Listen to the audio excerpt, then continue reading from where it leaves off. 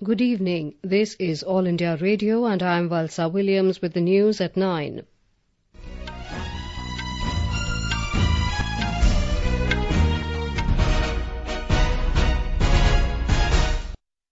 The headlines. Prime Minister Narendra Modi says BJP takes decisions democratically and not at the wishes of one family, as Congress appoints Priyanka Vadra Party General Secretary. Cabinet approves landmark amendment to Article 280 of Constitution to increase powers of autonomous councils in Northeast, also clears setting up of National Bench of GST Appellate Tribunal. President Ram Nath Kovind calls upon NRIs to contribute in development of New India. Nation remembers great freedom fighter Netaji Subhash Chandra Bose on his 122nd birth anniversary. And in sports, India win first ODI against host New Zealand at Napier. Saina Nehwal sails into second round of women's singles badminton in Indonesia Masters. In an apparent attack on the Congress, Prime Minister Narendra Modi has said the BJP is not a party where decisions are taken at the wishes of one individual and family. He said the BJP takes decisions on its workers' wishes and it is the only party which truly follows democratic traditions. Mr. Modi's comments came as Congress President Rahul Gandhi appointed his sister Priyanka Vadra as General Secretary for Uttar Pradesh East, marking her formal entry into active politics months before the Lok Sabha elections. Mr. Modi was interacting with BJP booth workers from Baramati, Gadchiroli, Hingoli, Nanded and Nandurbar through video conferencing.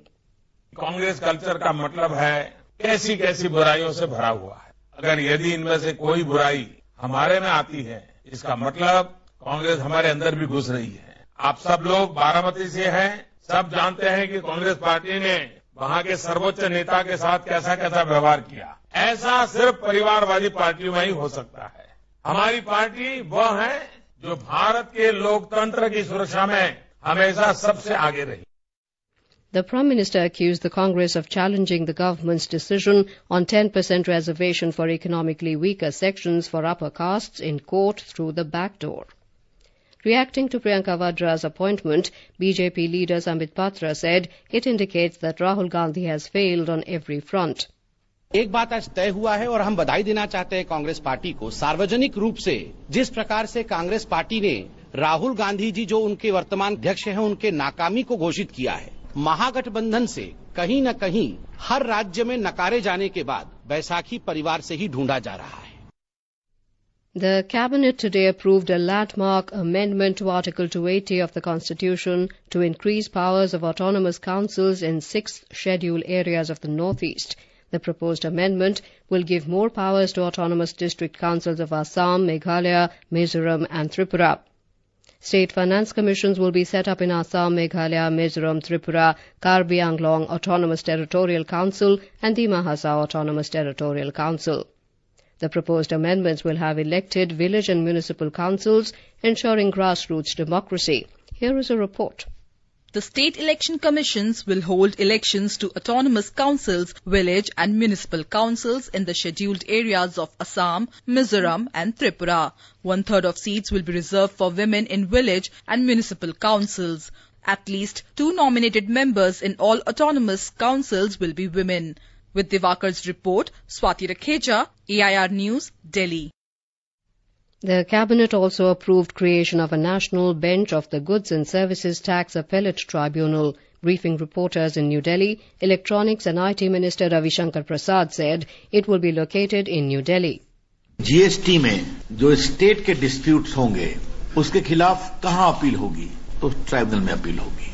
कई बार state versus state में कोई dispute होंगे, उसकी appeal कहां होगी, तो central tribunal में होगी। तो इसका रिकमेंडेशन जीएसटी काउंसिल ने किया था और जीएसटी काउंसिल के अनुसार ये आज स्थापित किया गया। इसमें चेयरमैन होंगे, बाकी मेंबर्स होंगे, लेकिन इससे पूरे जीएसटी के डिस्प्यूट रेजोल्यूशन में एक बहुत फास्ट ट्रैकिंग आएगी। Mr. Prasad said the Cabinet also approved the signing of an MOU with Kuwait for cooperation on recruitment of Indian workers. Bharat के जो वर्कर्स हैं कुवैत में जो रहते हैं गल्फ कंट्रीज में, इनकी सुरक्षा के विषय में इनके वर्किंग कंडीशन के बारे में, the need to work with dignity, ये सवाल हमेशा उठते थे। तो आज ये MOU हुआ है जिसके अंतर्गत उनके नियुक्ति के बारे में, उनके सर्विस कंडीशंस के बारे में, उनके लीव के बारे में, कई बार कॉन्ट्रैक्ट करके भाग जाया करते थे लोग, तो उसमें सेफ्टी के बारे में। Around 3 lakh Indian domestic workers in Kuwait will benefit from the decision. President Ram Nath Kovind has called upon Indian diaspora to partner in the development of New India. He said the diaspora commanding global heights are India's cultural ambassadors.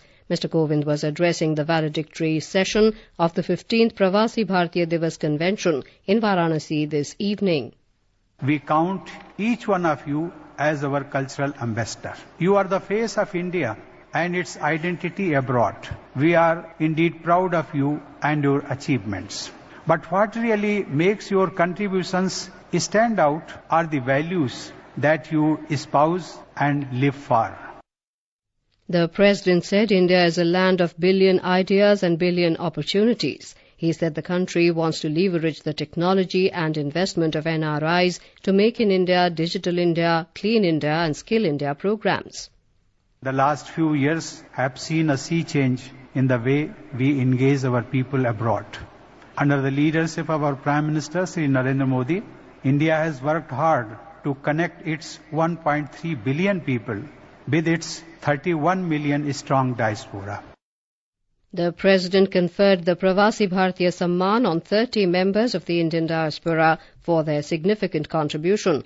Several dignitaries, including Mauritius Prime Minister Pravind Jugnauth and External Affairs Minister Sushma Swaraj, were present on the occasion. This is All India Radio giving you the news. For quick news updates, follow us on Twitter at AIR News Alerts. The nation remembered its great freedom fighter Netaji Subhash Chandra Bose on his 122nd birth anniversary today. Netaji was born at Cuttack in Odisha on this day in 1897. He formed the Indian National Army, INA, also known as the Azad Hind Fauj, to fight the British. A number of functions were organized in different parts of the country to mark the occasion. Special programs are also being held at Netaji's birthplace. President Ram Nath Kovind, Vice President M. Venkaiah Naidu and Prime Minister Narendra Modi paid homage to Netaji. Leaders of several political parties offered floral tributes to Netaji at the Central Hall of Parliament this morning. Mr. Modi inaugurated the Subhash Chandra Bose Museum at Red Fort. It provides a detailed account on Netaji and the history of the INA. Prime Minister Modi also inaugurated 3 other museums built within the Red Fort complex. These include the Yad-e-Jalian Museum on Jallianwala Bagh and World War I, the Museum on 1857, India's first War of Independence, and Drishakala Museum on Indian art. Later, in a series of tweets, the Prime Minister said the entire complex of museums will be known as Kranti Mandir as a tribute to the revolutionary zeal and courage of the great freedom fighters. At least 6 Indian sailors were killed and 6 others went missing after 2 fuel ships carrying Indian and Turkish crew members caught fire in the Kerch Strait.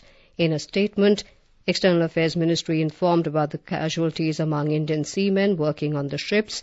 4 Indian sailors were rescued by the authorities. The ministry said Russian Maritime Agency and Maritime Rescue and Coordination Center Novorossiysk are continuing efforts to locate the missing. It said all arrangements are being made after completion of necessary formalities to bring back the bodies of the deceased to India. Railways will initiate fresh recruitment of 230,000 more employees in the next 2 years. Briefing reporters in New Delhi today, Railway Minister Piyush Goyal said 10% of the vacancies will be filled from economically weaker sections. He said the current reservation to SCs, STs, OBCs and the differently abled will continue. The vacancies are proposed to be filled in 2 phases. The first phase, for 131,328 posts, will be initiated in February-March this year. In Jammu and Kashmir, 3 terrorists were killed in an encounter with security forces in Baramulla district today. Talking to AIR News, State DGP Dilbag Singh said, आज की जो मुठभेड़ हुई है आतंकियों के साथ, ये बारामूला जिले में बाद दोपहर एक ऑपरेशन लॉन्च हुआ था पुलिस की स्पेसिफिक इत्तला के मुताबिक। उसमें 3 मिलिटेंट मारे गए हैं और तीनों मिलिटेंट जो हैं बड़े खूंखार किस्म के मिलिटेंट थे और काफी अरसे से अपने एरिया में एक्टिव थे।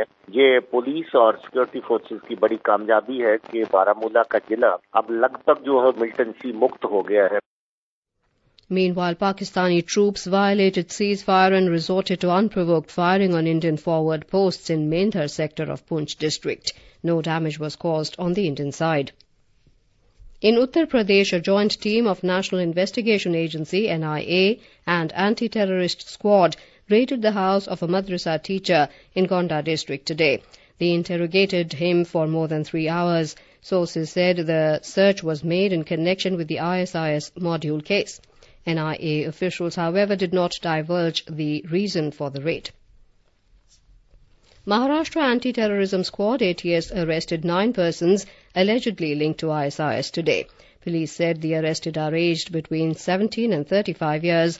4 suspects were arrested from Aurangabad and the remaining 5 from Mumra and Thane. ATS said it seized chemicals, knives, mobile phones and SIM cards from them.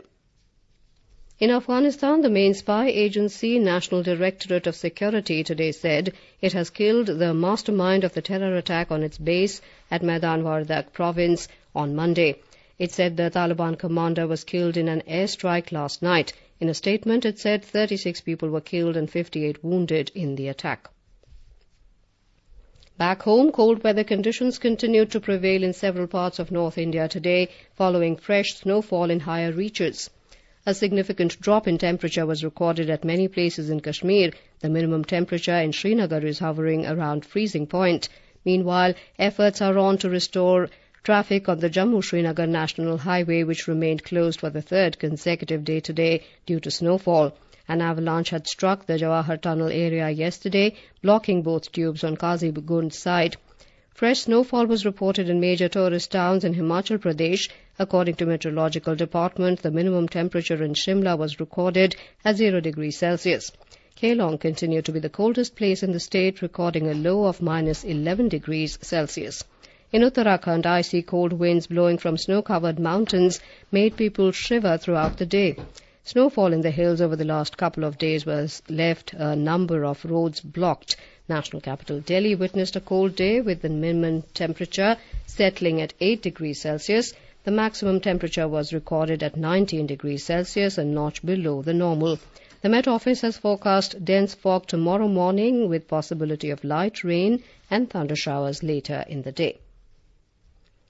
News just in, Minister of Railways Piyush Goyal has been assigned to temporarily hold the portfolios of Minister of Finance and Minister of Corporate Affairs during the period of indisposition of Arun Jaitley. Mr. Goyal will hold the charge of these 2 ministries in addition to his existing portfolios. According to the Rashtrapati Bhavan communique, Mr. Jaitley will be designated as Minister without portfolio during the period of his indisposition or till such time he is able to resume his work as Minister of Finance and Minister of Corporate Affairs.